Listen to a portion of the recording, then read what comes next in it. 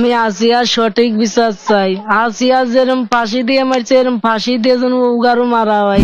আইনে যে শাস্তি তাদের দেওয়া উচিত, তো সেই শাস্তিটা তারা পাক। কি জেলে যাওয়ার সময় যাওয়ার পরে ফেস টু ফেস জিজ্ঞেস করছিলেন কেন এই কাজটা তুমি করলে, কেন আমাদেরকে লজ্জিত করলে?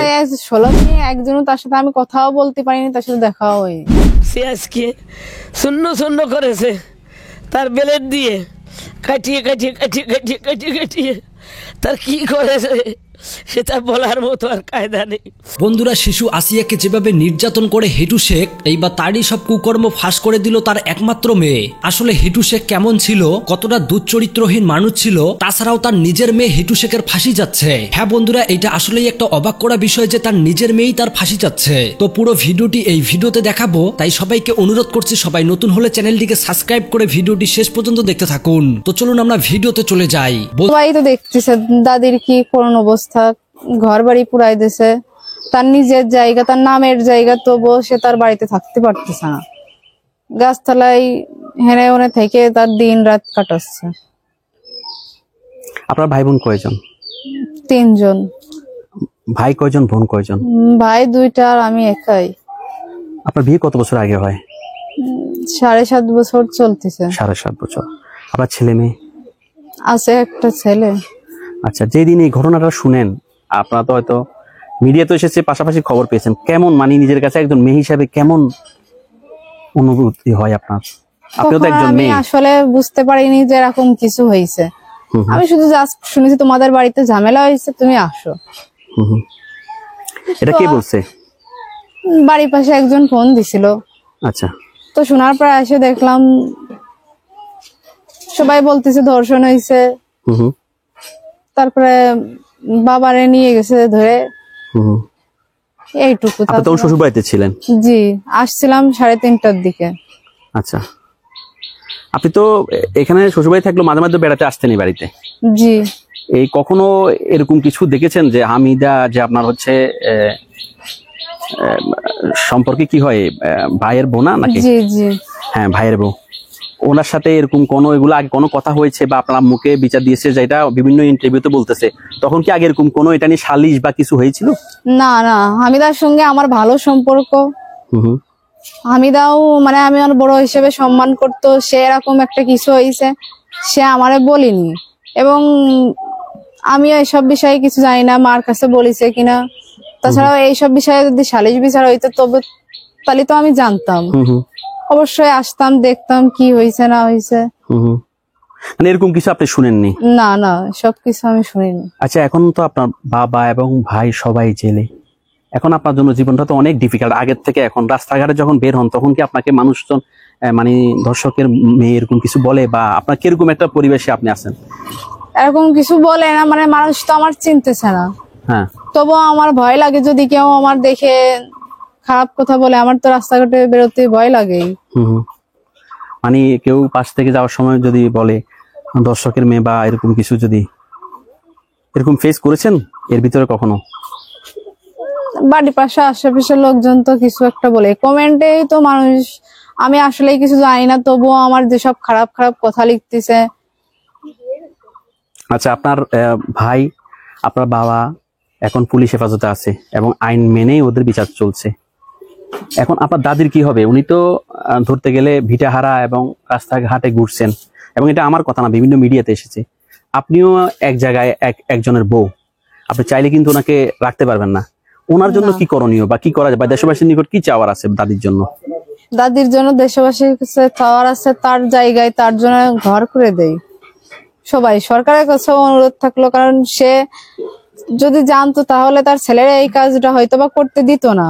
মা চায় না তার ছেলে এরকম কোনো কাজ করুক, এবং এটা তো আপনিও মেয়ে হিসেবে আমিও জানলেও এই কাজ করতে দিতাম না। আসলে আমিও তো জানি না এরকম কিছু হয়েছে, তো আমার শুধু শুধু কেউ এর ভিতর জড়ানোর দরকার নেই। আর আমি একটা নির্দোষ, আমার আপনাকে জড়ানোর এখানে কিছু নেই, কারণ আপনি গেলোতে ছিলেন না আর আপনি জানেনও না কিছু। এখন হয়তো বলতেছেন দাদির জন্য, হয়তো 2-4টা কথা বলতেছেন, এবং হাজার হলেও তো নিজেদের ভিটা। জি, অর্থাৎ ভিটা তো আর কোনো ইয়ে করেনি, ভিটাটা তো আপনাদেরই নাকি? জি। এখন উনি খাওয়া দাওয়া কোথায় করে জানেন? খোঁজ খবর রাখেন দাদি কোথায় খায়, কোথায় করে? বিভিন্ন চ্যানেলে দেখি ওনার খাওয়ার কষ্ট, পানি খেয়ে জীবন ধারণ করতেছে বা জি, ভিক্ষুকের মতো মানুষের ধারে ধারে ঘুরতেছে, এটা নিয়ে কি বলবেন?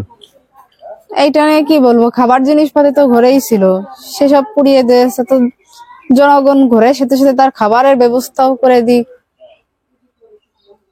এক সময় তো আপনার যারা একটা আর্থিক অবস্থা যথেষ্ট ভালো ছিল, আপনার বাবা বা ভাইরা ওরা রাজমিস্ত্রির কাজ করতো মোটামুটি। জি, এখন দেখুন এই আপনার বাবার একটা ভুলকে কেন্দ্র করে, ভুল বলবো কি, এটার মতো জঘন্যতম অপরাধ আর কিছু হতে পারে না, ঠিক আছে, ঘৃণিত কাজ।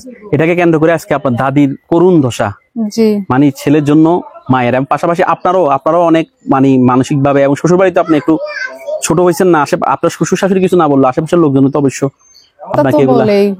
কিরকম ফেস করছেন ওখানে, আপনাকে কিভাবে ওরা বলে, বা শ্বশুর বাড়ির লোকজন বলতে আপনার আপন শ্বশুর শাশুড়ির কথা বলছেন, আশেপাশে যে চাচিরা আছে বা ওরা কি ধরনের আপনার এই ঘটনার পরে কিরকম ব্যবহার করে আপনার সাথে? যেরকম কোনো ব্যবহার- খুঁটা দেয়, মানে যেরকম জাল জাল? না, আমি কারোর সঙ্গে তো ঝগড়া টগড়া করি না, কেউ কিছু বলিনি, আর কারোর সঙ্গে আমি কথাও বলি না। হ্যাঁ, ঝগড়া না করলে তো এখন মানুষ দুর্বল পারে, তো খোঁটা দেয়। জি, তা তো দেবেই। মানুষ অনেক তো সময়- বলতেছে এই যে ধর্ষকের মেয়ে কিংবা অমুকের মেয়ে এরকম। বা গলা উঁচু করে কথা বলবি না, জি, তোর বাবা তো দর্শক, এরকম বলে না? জি, এরকম তো বলাটাই স্বাভাবিক। এখন এইটা আসলে আপনি একজন মেয়ে হিসাবে, আসিয়া তো অনেক ছোট একটা মেয়ে, আপনার থেকে অনেক ছোট, জি, যদি এরকম একটা ঘটনা আপনার মেয়ের পেটের মেয়ের সাথে হতো, আপনারও সন্তান আছে, আপনারও ছেলে আছে, আপনি কি অনুভব করতেন বা আপনার কি রিয়াকশন হতো? হিটু শেখের মেয়ে হিসাবে না, একজন সাধারণ মেয়ে হিসাবে আপনার মেয়ের সাথে যদি হতো? যদি করতো তা আমার তো এরকম মনে হতো যে আইনে যে শাস্তি তাদের দেওয়া উচিত, তো সেই শাস্তিটা তারা পাক। মানে আপনার কথা হচ্ছে আইনের শাস্তি হোক, কিন্তু ভিটা বাড়ির সাথে তো এটার কোনো, না, ভিটা বাড়ি তো পাপ করেনি, যে অন্যায় করেছে তার তো শাস্তি হচ্ছে এবং হবে। হুম, জমিতে তো আর এই সমস্ত করিনি যে সেই জমিগুলো নিয়ে মানুষ মাদ্রাসা করবে, মসজিদ করবে, আর আমি এসে থাকবো কোথায়? এরকম মানুষ- বলছে না মসজিদ করবে? হ্যাঁ, জি, জি, আমি শ্বশুর বাড়ি থাকি, আমার তো মনে চাবে যে বাপের বাড়ি যে একদিন দেখে আসি, থেকে আসি। বাবা মা না থাকলেও তো মানুষের মন চায়, আসতে চায় না? ঠিক, তো আমি সেটাই তো। এসে থাকবো কোথায়? এই যে এখন আমি আসছি আমার নিজের বাপের বাড়ি, নিজের দাদির জায়গা, তাই আমি যেতে পারতেছি না। অন্য বাড়িতে আমি কিন্তু অন্য ভিউয়ার্স বাড়িতে ওনার দাঁড়াই দেখতেছি, রাস্তার ইন্টারভিউ ধারে নিচ্ছে দাঁড়ায় আরেকটা চলে বাড়িতে যাচ্ছি। ভিউয়ার্স, কিন্তু ওই বাড়িতে যাচ্ছি মানে যেতেও পারছি না, অথচ ওনার ভিটা জি, আরেকটা বাড়িতে গোপনে ওনার ইন্টারভিউ নিচ্ছি। একটা কথা বলবো আমি আপনার সাথে অ্যাড করতে চাই, সেটা হচ্ছে যে হয়তো আইনের যদি সঠিক বিচার হয় বা যথাযথ বিচার হলে আপনার বাবা যদি দোষী প্রমাণিত হয়, আপনার বাবা ভাই ওদের ফাঁসি দরন হয়ে গেল। কিন্তু এই যদি ভিটাটা যদি এইভাবে চলে যায়, তখন আপনার দাদি কোথায় যাবে? ছেলে তো তার দোষে গেল, ঠিক আছে, জি, এটার জন্য ভিটা তো আপনার দরকার নাকি? জি, সরকারের নিকট বা দেশবাসীর নিকট কি বলবেন এই ভিটা নিয়ে? সবার কাছে অনুরোধ থাকলো যেন এই জমি নেওয়ার কথা কেউ না বলে, আরো আমার দাদি বৃদ্ধা মহিলা সবাই মিলে তারে সাহায্য করার চেষ্টা করুক।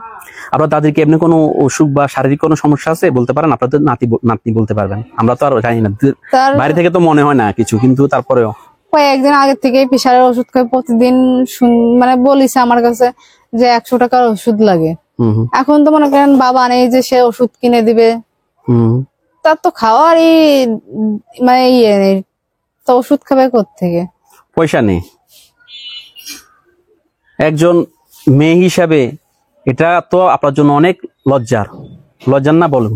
জি, এরকম একটা পরিস্থিতির শিকার হওয়ার জন্য বাবার সাথে কি জেলে যাওয়ার সময় যাওয়ার পরে ফেস টু ফেস জিজ্ঞেস করছিলেন কেন এই কাজটা তুমি করলে, কেন তার আমাদেরকে সাথে লজ্জিত আমার করলে?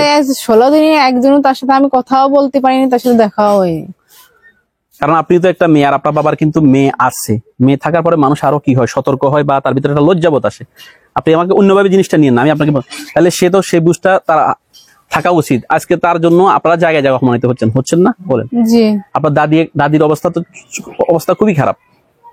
আর আপনাদের এই ঘটনা পুরো বিশ্বে বাংলাদেশে না শুধু। তো এটার জন্য বাবাদের কি বলবেন, যারা কন্যা সন্তানের বাবা বা যাদের কন্যা সন্তান নেই? এই যে ঘটনাগুলো আমাদের আশেপাশে হঠাৎ করে দেশে কিন্তু এই দর্শন বেড়ে গেছে। আপনি কি বলেন, বাড়ে নাই? আপনি নিউজ দেখেন, দেখি। আগের থেকে বাড়ে নাই অনেক বাংলাদেশের দর্শন? জি, এটা নিয়ে কি বলবেন?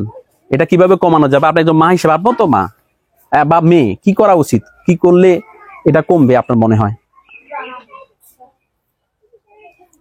এখন যারা এইসব কাজগুলো করে তাদের যদি সঠিক নিয়মে শাস্তি দেওয়া হয় তাহলে তো আর এইসব কাজ করার সুযোগ পায় না।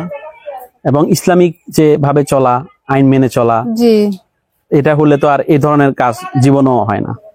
আচ্ছা, এই যে ভিটা এখন নিয়ে যাবে বলছে, এই ভিটাতে তো আপনার শৈশব কৈশোর কেটেছে, অনেক স্মৃতি আছে না? জি এখন যখন শুনেন যে এই ভিটা নিয়ে যাবে বা এখানে মাদ্রাসা হবে, মসজিদ হবে, তখন মনের ভিতরে একটা কষ্ট আসে না? আজকে আমি এখানে এই হয়তো আম গাছে আপনি আম পারতেন, যে আম গাছগুলো এখন কেটে ফেলছে। এটা তো মানে বাবার ভিটার যে একটা স্মৃতি, একটা মেয়ের জন্য অনেক কিছু। মানে কেমন অনুভব হয় যখন মনে আসে যে এটা চলে যাবে? সেইটা যদি ভাইয়া বলে বুঝানো যেত তাহলে তো বলেই বুঝাতাম। আমার ভিতরে যা হয় সেটা আমি জানি, কিন্তু এর জন্য কেউ মানে খারাপ কমেন্ট করবেন না। না বন্ধুরা, এতক্ষণ থেকে পুরো ভিডিওটি ধৈর্য সহকারে দেখার জন্য ধন্যবাদ। হিটু শেখের নিজের মেয়ের কাছ থেকেই শুনতে পারলেন, মানে তার একমাত্র মেয়ের কাছ থেকেই শুনতে পারলেন যে যদি তার বাবা একজন অপরাধ করে থাকে তাহলে তার ফাঁসি দিয়ে দেন। কেননা একটা শিশু বাচ্চার সাথে যেই রকম অত্যাচার করা হয়েছে, এই অপরাধের সর্বোচ্চ যেইটা রায় সেইটাই চাচ্ছে হিটু শেখের মেয়ে ছাড়াও পুরো দেশের লোক। তো যাই হোক, এই বিষয় নিয়ে আপনাদের মতামত জানাবেন। আল্লাহ হাফেজ।